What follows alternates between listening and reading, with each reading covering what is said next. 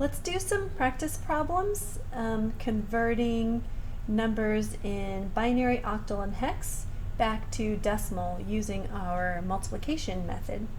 So first, let's convert a binary number 101011 to decimal. Okay, so then if you remember, the method is we write out the digits of our binary number with these placeholder subscripts, and then we take each digit and we multiply by 2 raised to whatever subscript is on the digit. So this is going to be 1 times 2 to the first. This is going to be 0 times 2 to the second. This is going to be 1 times 2 to the third. This is going to be 0 times 2 to the fourth, and this is going to be 1 times 2 to the fifth. Now we figure out these products. This is going to give us 1, this gives us 2, this gives us 0, this is 8, this is 0, and this is 32. Then the last step is we add all these products. So just add them straight down and you get 43. So therefore, 101011 in base 2 is equal to 43 in base 10. Okay, so let's use this method, the same method, to convert an octal number.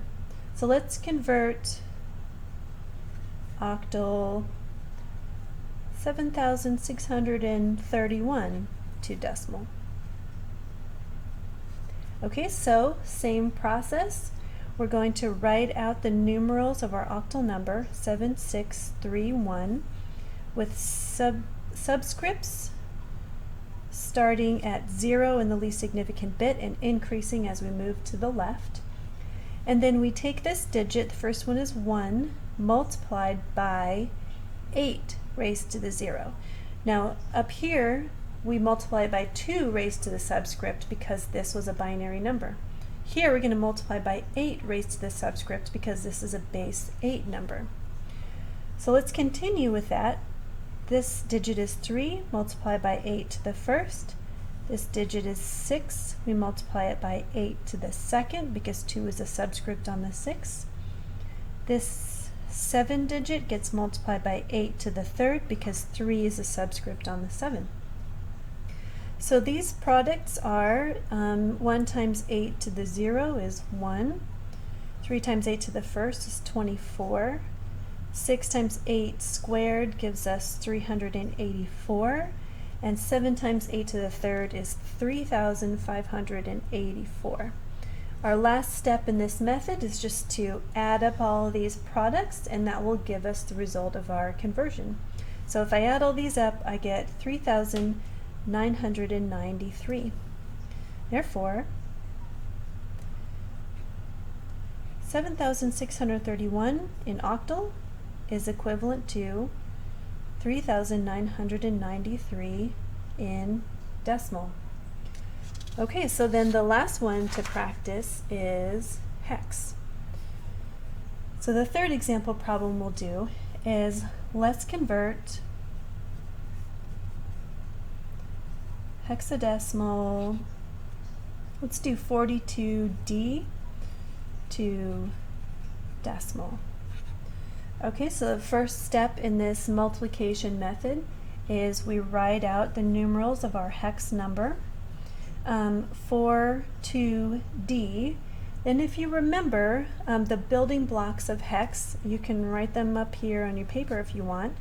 It's the same as decimal for 0 through 9, 0, 1, 2, 3, 4, 5, 6, 7, 8, 9, but then after that we have letters A through F, D, E, F, to represent the rest of the fundamental numerals in our hex number system. So that means that this A is like a decimal 10, B is like 11, C is like 12, D is 13, E is 14, and F is 15. So that means when you see a letter here, you can replace this with the decimal equivalent, so 13. But here's the trick, you got to be careful. Don't split up the 1 and the 3. So don't write this as 4213 with 4 digits with placeholders. This is its own digit. It just has an equivalent of decimal 13. Great, so now we continue with the step in the method. We're going to put in our placeholder subscript. This is the first one. It has a 0, and we increase as we move to the left. Great, so then we take this first digit, this is 13, times, instead of multiplying by 8 raised to the subscript or 2 raised to the subscript, for hex, we're going to multiply by 16 raised to the subscript because hex is a base 16 number system. Great, so then the second digit is this 2. This will be 2 times 16 to the first because 1 is a subscript on the 2. And then the last digit in our hex number is 4. That gets multiplied by 16 to the second. So these products are, this will be 13. This gives us 32. This gives us 1024. The last step in our method is we take these products and we just add them all together. So if you add straight down, you get 1069. Therefore,